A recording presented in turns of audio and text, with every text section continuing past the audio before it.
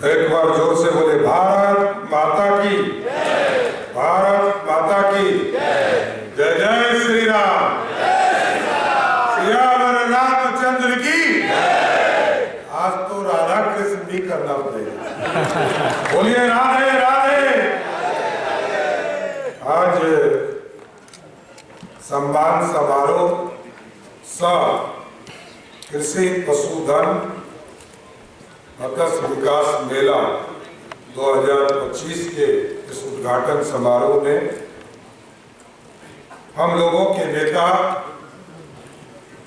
और लंबे समय से राजनीतिक जीवन में, सामाजिक जीवन में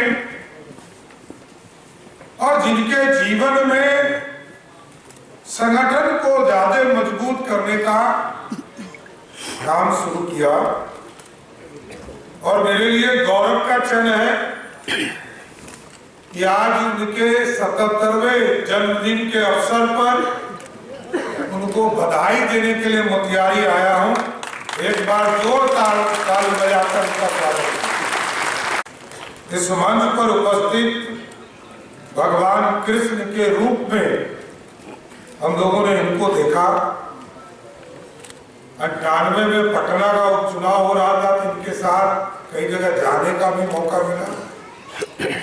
और उस दौरान हम लोग जब जाते थे तो जिस घर में जाते थे उस घर में लोग ये महसूस करते थे कि भगवान कृष्ण स्वयं ही हमारे घर के दरवाजे पर खड़े।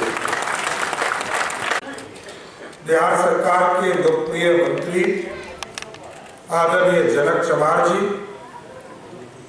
आदरणीय बिहार सरकार के मंत्री हरीश सहनी जी, मोतिहारी जिले के रहने वाले और बिहार सरकार के मंत्री आदरणीय कृष्णनंदन पासवान जी, हमारे बिहार सरकार के पूर्व मंत्री और मोतिहारी के लोकप्रिय विधायक आदरणीय प्रमोद कुमार जी, बिहार सरकार के पूर्व मंत्री और मधुबन के माननीय विधायक राणा रणधीर सिंह जी, माननीय विधायक हमारे साथी आदरणीय पवन जायसवाल जी, आदरणीय माननीय विधायक हम लोगों के साथी श्याम बाबू प्रसाद यादव जी, माननीय विधायक आदरणीय सुनील मणि तिवारी जी, चिरैया के माननीय विधायक लाल बाबू गुप्ता जी, मछुआ आयोग के अध्यक्ष ललन सहनी जी, इस मंच पर उपस्थित। आज सम्मान के साथ साथ राधा मोहन जी ने तो इसी से सम्मान। साथियों, ये बिहार बदल रहा है और बिहार में बदल रहा है इस स्वरूप में मोतिहारी भी बदल रहा है। और मैं नीतीश भारद्वाज जी को विशेष तौर पर बधाई देता हूँ, धन्यवाद देता हूँ कि आप जब सड़कों पर देखे होंगे तो वो स्वयं आपको एहसास हो गया होगा कि बिहार रफ्तार पकड़ चुका है, क्योंकि ये मगध है। इतिहास के पन्ने में आज से 2000 वर्ष पहले किसी ने ही भारत को स्वर्णिम काल दिया और स्वर्णिम काल के साथ साथ इस देश को सोने की चिड़िया बनाया। वो यही बिहार है और यही मगध है। और हम उस गौरवशाली इतिहास को लौटाने का प्रयास कर रहे हैं। आज देश के यशस्वी प्रधानमंत्री आदरणीय नरेंद्र मोदी जी के नेतृत्व में मेक इन इंडिया का सपना हम देख रहे हैं। लोग ये सोच रहे हैं भारत कैसे बढ़ेगा और भारत कैसे बढ़ रहा है, इसकी चिंता दुनिया के लोग भी कर रहे हैं। लोगों को लगता है कि भारत आत्मनिर्भर खड़ा हो गया, इसको किसी की जरूरत नहीं पड़ेगी। लोगों ने कहा कि नरेंद्र मोदी सरेंडर कर जाते हैं, लेकिन मोदी जी ने कहा कि 400% टैक्स भी लगाओगे तब भी मोदी कभी झुकने वाला नहीं है। और ऐसा भारत बनाना चाहते हैं। और आज मेकिंग इंडिया के तहत मैं तो जीएसटी का भी काम देखता हूं सर। मैं आज ही रिपोर्ट जमा करने वाला हूं यहां से जाने के बाद। 3 और 4 तारीख को भारत के उदय का एक रास्ता बनेगा, जो आदरणीय प्रधानमंत्री नरेंद्र मोदी जी ने लाल किले से आह्वान किया है। स्वदेशी अभियान चलाएंगे। इस भारत में बनने वाले चीजों को भारत के लोग यूज करेंगे, क्योंकि हम दुनिया के 140 करोड़ भारतीय हैं। दुनिया के चीजों को जिसको हम छोड़ देंगे, वही देश गरीबी में चला जाएगा और हम अपने चीजों को बढ़ाने का काम करेंगे। अभी हम लोगों ने टैक्स स्लैब बदलने का निर्णय लिया। 4 तरह के टैक्स हम देते हैं और 4 स्लैब है सर। हम उसको 2 स्लैब में बदलने वाले। अभी तक 5% टैक्स, 12% टैक्स, 18% टैक्स और 28% टैक्स देते हैं। लेकिन मोदी जी का साफ निर्णय है कि भारत के नागरिक को मजबूत बनाओ, स्वदेशी अभियान चलाओ। मैं आपको स्वस्थ करके जाता हूं मोतिहारी की चंपारण की धरती से, अब भारत बढ़ेगा और 2 स्लैब को पूर्ण रूप से समाप्त नरेंद्र मोदी की सरकार करेगी साथियों। और साथियों, मैंने कहा स्वर्णिम काल देने वाला हम बिहार है, मगध है। अब मेकिंग इंडिया, भारत में बनने वाले चीजों को, उपयोग करने वाले चीजों को स्थापित किया जा रहा है। हम आपको स्पष्ट करते हैं मोदी जी की तरफ से, नीतीश जी की तरफ से, अब भारत में मेकिंग इंडिया का सपना देख रहा है। क्योंकि जब सोने की चिड़िया थी साथियों, तो भारत को कई आतंकियों ने लूटा। जैसे महाभारत में कौरवों ने इस भारत को लूटने का काम किया था, उसी तरह भारत को कई आतंकी आए, अंग्रेज आए, सबने भारत को लूटा। लेकिन मोदी जी ने कहा है अब मेकिंग इंडिया का सपना देखना है और दुनिया में सोने का शेर बनाना है, जो दुनिया में दहाड़ने का काम कर सकेगा। ऐसा भारत बनाना है। और मैं कह रहा था अभी नीतीश भारद्वाज जी को मैं बताया कि जब बिहार बट रहा था तो हम लोगों ने अपने सीने पे पत्थर रखकर बिहार को बटने दिया। सरदार अटल बिहारी वाजपेयी जी का आह्वान था, आदिवासी के कल्याण के लिए अलग झारखंड बनाएंगे, आदिवासी समाज वहां बढ़े, इसकी चिंता आदरणीय अटल जी का था। साथ नीतीश भारद्वाज जी वहीं से सांसद उस इलाके से होते थे, टाटा के इलाके से। लेकिन साथियों, जब बिहार बढ़ रहा था, ये सबसे चिंता करने वाली चीजें है साथियों। बिहार जब बढ़ रहा था तो बिहार में जो रेवेन्यू था उसका 13% रेवेन्यू आज के बिहार में था और 87% रेवेन्यू झारखंड चला गया था। लेकिन आज बिहार बदला क्योंकि आप लोगों ने जनमत बदला। और जनमत जब बदला साथियों, आदरणीय नीतीश कुमार जी और सुशील मोदी जी के नेतृत्व में कुशल वित्तीय प्रबंधन का काम शुरू हुआ और जब देश को आगे बढ़ाने का काम बिहार की जनता लगातार एनडीए को मैंडेट देते रही, तो मेरा सीना उस दिन 56 इंच का हो गया था जब आपके आशीर्वाद से, मोदी जी के आशीर्वाद से, नीतीश जी के आशीर्वाद से जब मैं वित्त मंत्री बना और बिहार का उप मुख्यमंत्री बना, तो जब बजट पेश हो रहा था साथियों, 1 घंटा पहले झारखंड में बजट पेश किया और जिसके पास 87% रेवेन्यू था, उस झारखंड का बजट 1,40,000 करोड़ था और गरीब बिहार का बजट 3,17,000 करोड़ का बजट था। ये बदला हुआ बिहार है। और आज मैं कह सकता हूं चार रास्ते हैं साथियों जिससे हम व्यवस्था बदलते हैं। Air traffic, Airways, roadways, waterways और रेलवेज, ये चार ही रास्ते हैं जिसके माध्यम से इस पूरे भारत की इकोनॉमी बदली है। कल तक हम सपना देखते थे साथियों कि हमारे यहाँ राजधानी चल जाए तो बड़ा गौरव की बात हो जाएगा, राजधानी चलेगी। लेकिन आदरणीय प्रधानमंत्री जी आए थे साथियों, आदरणीय प्रधानमंत्री जी जब यहाँ आए उन्होंने विकसित बिहार का सपना देखा। यदि उत्तर में मुंबई है तो मोतिहारी जैसे शहर को भी विकसित करने की जरूरत है।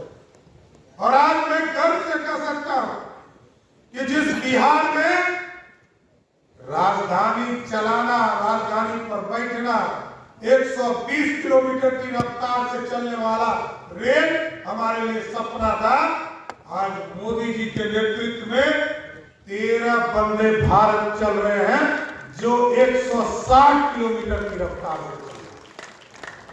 रेलवे हमारा बदल रहा, हम अमृत भारत चला रहे, वंदे भारत चला रहे। मात्र 2 जिले थे जिसमें रेलवे कनेक्टिविटी नहीं था, एक सीवान और दूसरा अरवल। इन दोनों जगह पर भी काम शुरू कर दिया गया साहब, दोनों को कनेक्ट करने का काम किया जाए। आपके यहाँ बड़ा रेलवे स्टेशन बनाने का काम किया जाए, ट्रैक को कमर्शियल जोन में कन्वर्ट किया जा रहा है। और इसके साथ साथ रोडवेज, कितने एक्सप्रेसवे आप देखिए, कल्पना से बाहर, चाहे वो सिल्लीगुड़ी से गोरखपुर का एक्सप्रेसवे हो, हल्दिया से रक्सौल। मैं अभी नीतीश भारद्वाज जी को बता रहा था कि आप यदि नेपाल के बॉर्डर रक्सौल से चलेंगे, और ये जो ड्रीम है हमारा, यदि ये सड़क जिस दिन पूरा होगा तो बिहार की जनता, नेपाल की जनता कलकत्ता यहां से 6 से 7 घंटे में रोडवेज से पहुंचने का काम करेगा, जो हल्दिया से रक्सौल। और साथियों आप देखिए, इस देश में 4 मेट्रो सिटी है हमारा। दिल्ली, उसके चारों तरफ आप देखेंगे, चारों तरफ वो इकोनॉमी के तौर पर हरियाणा, उत्तर प्रदेश, पंजाब सब बढ़ चुका, उत्तराखंड बढ़ चुका, सब बढ़ता जा रहा है। बॉम्बे को देखेंगे जहां से नीतीश भारद्वाज जी आते हैं, एक तरफ समुद्र है और 3 तरफ हमारा गुजरात, महाराष्ट्र और कर्नाटक का इलाका पूर्ण रूप से विकसित हो रहा है। और तीसरा चेन्नई को देखेंगे, वही स्थिति है। चेन्नई के 3 तरफ सारी इकोनॉमी बदल गई। दुनिया का सबसे ज्यादा फैक्ट्री, फुटवेयर सब सारे हमारे चेन्नई में लग रहे हैं। लेकिन कलकत्ता को जब आप देखिएगा, इसके चारों तरफ गरीबी दिखेगी। उड़ीसा चले जाइए, झारखंड चले जाइए, बंगाल चले जाइए, असम चले जाइए, 7 सिस्टर में चले जाइए, चारों तरफ गरीबी दिख रही है साथियों। इसलिए हमको भाग दौड़ स्वयं करना पड़ेगा, दुनिया के मार्केट में आना पड़ेगा, दुनिया के मार्केट से जुड़ना पड़ेगा। इसलिए आज मैं गर्व से कह सकता हूं कि अभी जो हम लोगों ने पॉलिसी लाया, और पॉलिसी में लोगों ने बताया कि पटना एयरपोर्ट पर हम लोगों ने बड़ा एयरपोर्ट बना दिया, लेकिन यदि हमको थाईलैंड, सिंगापुर, शारजा, दुबई जाना है, वहां जो प्लेन हमारे उतरते हैं उसको लगभग 4 लाख रुपया प्लेंटी देना पड़ता है। यदि इंटरनेशनल काठमांडू जाना है तो यदि उस जगह पर प्लेंटी सरकार दे, तो हम लोगों ने पॉलिसी बनाया और वहां कर दिया, इंटरनेशनल फ्लाइट उड़ाओ, जितनी प्लेंटी तुम्हारा 4 लाख लगेगा उससे 1 लाख अधिक राज्य सरकार को वो देगा कि बिहार के लोगों को बाहर ले जाने का काम, दुनिया के मार्केट से। और हम दुनिया में जब तक नहीं जुड़ेंगे तब तक हमारा विकास नहीं हो सकता है। यह अर्थव्यवस्था को बदलेगा, हम दुनिया के मार्केट में आएंगे सर।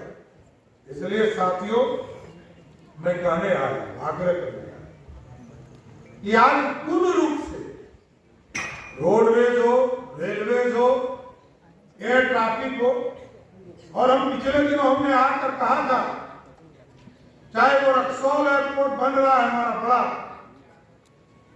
हम मुजफ्फरपुर में एयरपोर्ट बना रहे हैं और मुजफ्फरपुर और रक्सौल का एयरपोर्ट इसी माह उसकी टेंडर की भी प्रक्रिया आ जाएगी साथियों। लेकिन इसके साथ साथ हमने जरूर कहा है कि मोतिहारी में भी हम एयरपोर्ट का निर्माण करेंगे, जिससे मोतिहारी के लोग सीधा करेंगे। वाल्मीकि नगर हम बनाएंगे और दरभंगा को आप देखिए पूरा एक्सपेंड हो चुका है, इंटरनेशनल मार्केट के लिए हम खड़े हो चुके। और आप क्या कीजिए, जब तक इथेनॉल नहीं था, यहाँ इथेनॉल से अजय जी यहाँ बैठे, उस सेक्टर में लंबा काम उन्होंने किया। कई लोग हैं, पॉलिसी 2008-9 में बिहार की सरकार ने बनाया था, लेकिन बिहार उसको टेकअप नहीं कर पा रहा। लेकिन आदरणीय प्रधानमंत्री जी ने उसकी समीक्षा किया और उस समय सभी लोगों ने इस प्रयास को आगे बढ़ाया। आज जो मक्का, दुनिया में सबसे ज्यादा मक्का 2 ही जिले में सबसे ज्यादा उत्पादन होता है, एक मोतिहारी और दूसरा खगड़िया। और आप सोचिए कि जहां मक्का 1000 रुपया क्विंटल भी नहीं बिकता था, जैसे ही इथेनॉल प्लांट आया, आज मक्का 2 से 3 हजार रुपया के बीच में पहुंच गया और किसानों को इसका सीधा लाभ मिलना शुरू हो गया। यह पूरी व्यवस्था बनी। और मैं तो धन्यवाद देता हूं आदरणीय राधा मोहन जी को कि कृषि के सेक्टर में जिस तरह यूनिवर्सिटी का निर्माण, सेंट्रल यूनिवर्सिटी से सीधा जोड़ना, सेंट्रल यूनिवर्सिटी का निर्माण, ये अपने आप में अनोखा है। एक राजनीतिक कार्यकर्ता 7 बार सांसद रहने के बाद जब भी हम लोग इनके ऊपर कोई काम राज्य स्तर पर देखे तो हम लोग को एकदम स्पष्ट रहता है कि वो एक राजनीतिक कार्यकर्ता के तौर पर एक एक चीजों को स्थापित करेंगे सर। और राधा मोहन जी को देखने के बाद मैं तो धन्य हूं, मेरे पहले के अध्यक्ष के साथ भी इन्होंने काम किया हो, लेकिन मैं इनका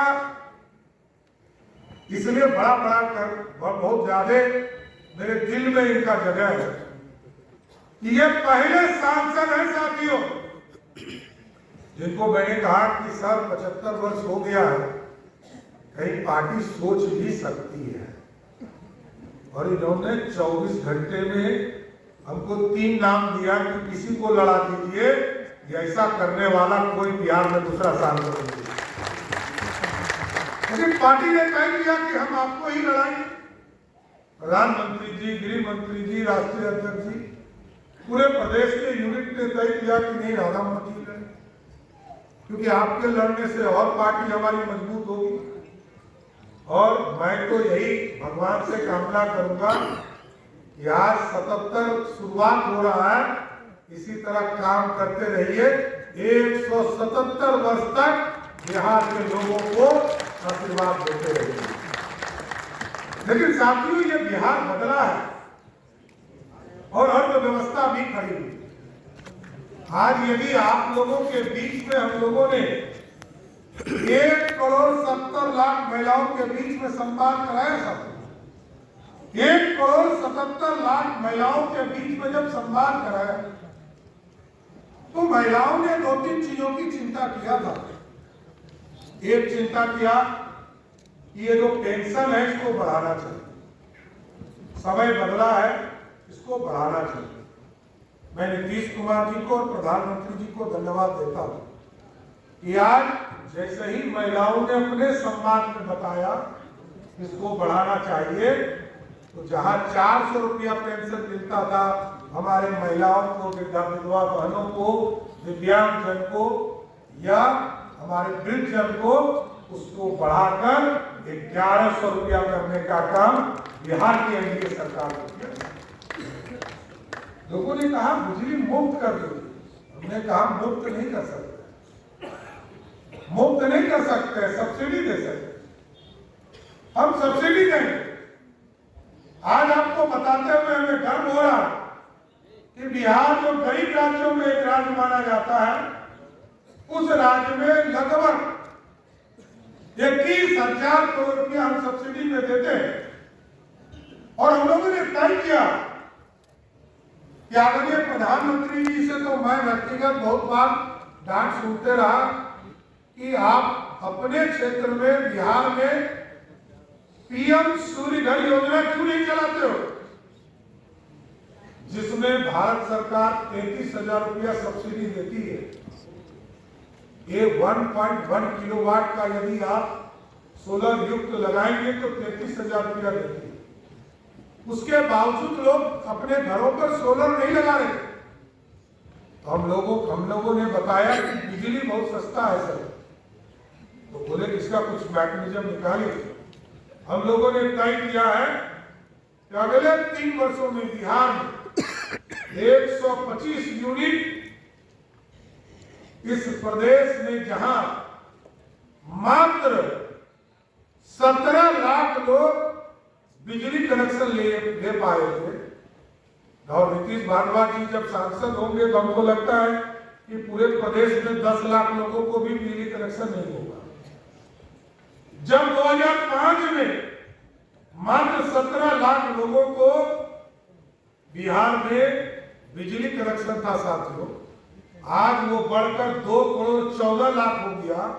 और 2 करोड़ 14 लाख में से जब 12 तारीख को नीतीश कुमार जी ने बिजली बिल जारी किया तो पता चला कि 1 करोड़ 69 लाख ऐसे परिवार हैं जिसका बिजली बिल ही 0 आया, क्योंकि 125 यूनिट सब्सिडी कर दिया। ये बदलाव हुआ बिहार। और आगे हम लोगों ने तय किया, आगे इसको तय किया है कि इसको अगले 25 वर्षों के लिए लॉक करना है। और ये कैसे व्यवस्था होगी? 33,000 रुपया आदरणीय प्रधानमंत्री जी दे रहे, और हम लोगों ने तय किया है कि अगले 3 वर्षों में बिहार का जो भी परिवार, अमीर हो, गरीब हो, निर्धन हो, धनवान हो, जो परिवार अपने घर पर 1.1 किलोवाट बिजली सोलर युक्त लगाएगा, 33,000 रुपया मोदी जी देंगे, और रेस जो 27,000 रुपया है वो बिहार की सरकार आपके सब्सिडी के तौर पर आपको देने का काम है। और अभी कल आदरणीय प्रधानमंत्री जी जुड़ने वाले थे, और इस जगह भी जिला प्रशासन कार्यक्रम करेगा। जीविका दीदी एक बड़ी ताकत के तौर पर एनडीए सरकार ने बनाया। 1 करोड़ 40 लाख महिलाएं बिहार में आज रोजगार करती है, कुटीर उद्योग चलाती है। लगभग 56,000 करोड़ का मार्केट बिहार में खड़ा किया है उन्होंने, और हमको पैसा भी देती है जीएसटी के तौर पर। आज 56,000 करोड़ रुपया का पूरा मार्केट चला रही है हमारी बहनें। नीतीश कुमार की सरकार ने उनके लिए अलग से बैंक बनाया। कल आदरणीय प्रधानमंत्री जी इसको लॉन्च करेंगे, और इस लॉन्च के माध्यम से लगभग 1,000 करोड़ रुपया बिहार की सरकार उस बैंक को डोनेट करेगी, जिससे कि जीविका दीदियों को जो लोन देना है, जो अभी 11% 12% पर लोन लेती है, उनको सिर्फ 7% पर इंटरेस्ट रेट पर उनको हम लोन उपलब्ध कराएंगे। और इसके साथ साथ अभी मुख्यमंत्री जी ने घोषणा की, हमारी बहनें उनके लिए चिंता की, उनको उद्योग में जोड़ने का जरूरत है, उनकी व्यवस्था को बढ़ाने की जरूरत है। लगभग 2 करोड़ 70 लाख परिवार है पूरे बिहार में सर, और 2 करोड़ 70 लाख परिवार में से जो लोग भी अगले 2-3 दिनों में अभियान शुरू होने वाला है, मुख्यमंत्री जी इसका अभियान शुरू करेंगे सर। 2,70,00,000 परिवार में जो बहन हमारी आवेदन करेंगी सबको 2-2 लाख रुपया उनको इंडस्ट्री लगाने के लिए, बिजनेस करने के लिए इसी महीने 10,000 रुपया उनके अकाउंट में देना शुरू कर देंगे सर। ये बदला हुआ बिहार है। हम भगवान राम को भी देखते हैं और भगवान कृष्ण के रूप में जो जिन्होंने महाभारत बनाया वो आपके बीच में आए। और मैं तो बार बार कहता हूं कि उत्तर प्रदेश के लोगों ने टेंट से निकालकर प्रभु श्री राम को एक भव्य मंदिर में स्थापित किया। तो इस बार प्रधानमंत्री जी को, आदरणीय मुख्यमंत्री नीतीश कुमार जी को और आदरणीय गृह मंत्री जी को मैं विशेष धन्यवाद देता हूं कि बिहार की अस्मिता, बिहार मां जानकी के नाम से जाना जाता था। और पिछले साल मैं इसी धरती पर आया था और मैंने कहा था कि जिस तरह उत्तर प्रदेश में प्रभु श्री राम स्थापित हो गए उसी तरह मां सीता को भी सीतामढ़ी में भव्य सीता मंदिर में स्थापित करने का काम शुरू कर दिया गया। इसलिए साथियों अब पूर्ण रूप से बिहार बढ़ रहा है और आगे भी कई चीजें आदरणीय राधा मोहन जी ने कहा है, चाहे वो पिपरा कोटी का झील हो, मोती झील हो, यहाँ का स्टेडियम बनाना हो, चाहे वो मोतिहारी के दोनों स्टेडियम बनाना हो या नया बाईपास बनाना हो, राजकीय पॉलिटेक्निक से मोतिहारी से लेकर आरसीसी ब्रिज निर्माण का काम हो या तारामंडल बनाना हो, हम पूर्ण रूप से आश्वस्त करते हैं इन तमाम चीजों को भी सर जमीन पर उतारने का काम एनडीए की सरकार करेगी। आज ही आदरणीय राधा मोहन जी ने कहा, हमारे गार्जियन भी हैं, पिता तुल्य भी हैं, हमारे मार्गदर्शक भी हैं और पार्टी के बड़े नेता भी हैं। आज ही मैं आदेश करूंगा कि मोतिहारी में भी तारामंडल बनाने का काम प्रक्रिया शुरू कर दिया जाए। इसलिए साथियों लगातार बिहार विकास की ओर जाएगा और एकदम स्पष्ट रहिए, ये गाड़ी अब ट्रैक पे चल चुका है। जनमत के लिए जरूर आएंगे 1 महीने के बाद। आगे भी कई कार्यक्रमों में आपके बीच में है। हमारे कई साथी जहां विधायक के तौर पर आपके बीच में बैठे, आपका आशीर्वाद मिलता रहे और आश्वस्त करता हूं कि बिहार के विकास के लिए चाहे वो मोदी जी का नेतृत्व हो, नीतीश कुमार जी का नेतृत्व हो, भारतीय जनता पार्टी का नेतृत्व हो, अब बिहार पूर्ण रूप से रफ्तार पकड़ चुका है और दुनिया में बिहार यदि भारत श्रेष्ठ होगा, ये तभी श्रेष्ठ होगा जब बिहार श्रेष्ठ होगा। और आपने देखा होगा उद्योग के क्षेत्र को भी बदला, क्योंकि मैंने बताया कि अब सारे बेसिक एमिनिटीज पहुंच गए। जो चीज की चिंता नीतीश भारद्वाज जी ने कहा कि बिजली, सड़क, पानी विकास नहीं है, ये बेसिक एमिनिटी, क्योंकि हम पीछे छूट गए। हमारे पास यही नहीं था, हमारे पास अब आगे बढ़ने का मौका है। इसलिए हम लोगों ने तय भी किया कि अब जो बिहार में विकास का मॉडल होगा वो एकदम डिफरेंट होगा। अभी आपको मैं बताना चाहता हूं साथियों, कल तक हम रोड बनाते थे, ब्रिज बनाते थे। पटना का मैरिन ड्राइव आपने देखा होगा, उसी तरह का मैरिन ड्राइव 1970 में मुंबई में बन गया। हमको बनाने में 2025 लगा, 13 साल लगा, क्योंकि हम प्राइवेट इन्वेस्टमेंट में नहीं बनाए, हमने अपने संसाधन से, अपने पैसे से, राज्य सरकार के पैसे से बनाया। पटना का मेट्रो रेल 14 साल लग गया साथियों को बनाने में, इसलिए लगा क्योंकि हम गरीब थे, हमारे पास पैसे नहीं थे। लेकिन अब हमने पूरा ट्रैक बदला है, अब इंडस्ट्री भी हम लगा रहे हैं। कल तक तुम सिर्फ सोचते थे कुटीर उद्योग लगाएंगे, अब हमने कहा है बिहार में यदि 1000 लोग बिहारियों को नौकरी दोगे, रोजगार दोगे, तो आपको 10 एकड़ जमीन, 1 रुपया टोकन मनी पर आपको जमीन उपलब्ध कराने का काम। यदि 3000 बिहारियों को रोजगार दोगे तो 40 करोड़ का इंसेंटिव देंगे और 25 एकड़ जमीन हम 1 रुपया टोकन मनी पर देंगे। और क्योंकि हैवी इंडस्ट्री बनाना है, उद्योग यहां लगाना है, हम सिर्फ चिंता करते थे सरकारी नौकरी का, लेकिन अब नीतीश कुमार जी और मोदी जी के नेतृत्व में अब बिहार ने इस ट्रैक को बदला है। और अब मैं बताना चाहता हूं कि रोड भी हम बना रहे हैं। अभी दीघा से लेकर कोइलवर और मुंगेर से लेकर भागलपुर, ये 2 जगह पर मैरिन ड्राइव हम बना रहे हैं। 17,000 करोड़ रुपया लग रहा है सब, लेकिन हम पैसा अपना नहीं लगा रहे हैं। अब हम इंडस्ट्री से पैसा ले रहे हैं और रोड सेक्टर में उनको बिजनेस करने बुला रहे हैं। बिहार का पैसा मात्र 5,000 करोड़ लगेगा और 12,000 करोड़ रुपया दुनिया के दूसरे इंडस्ट्री से लगाएंगे।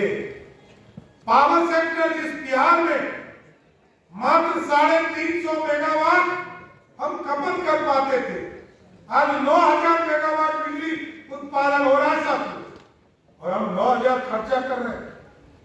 जब हम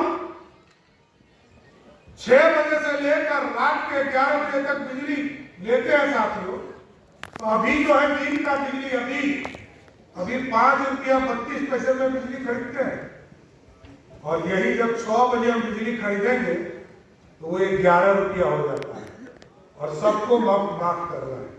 इसलिए हम लोगों ने तय किया है, चाहे वो सोलर पंप सिस्टम हो, पावर इंडस्ट्री को बढ़ाना हो, और आपको मैं बताकर जा रहा हूं कि आज के तारीख में, सिर्फ आज के तारीख में, सिर्फ बिजली के सेक्टर में सरकार के द्वारा नहीं, प्राइवेट इंडस्ट्री के द्वारा बिहार में 90,000 करोड़ रुपया का इन्वेस्टमेंट हो रहा है और लगभग 6,000 मेगावाट हम रोजगार बनाने का काम आगे बढ़े।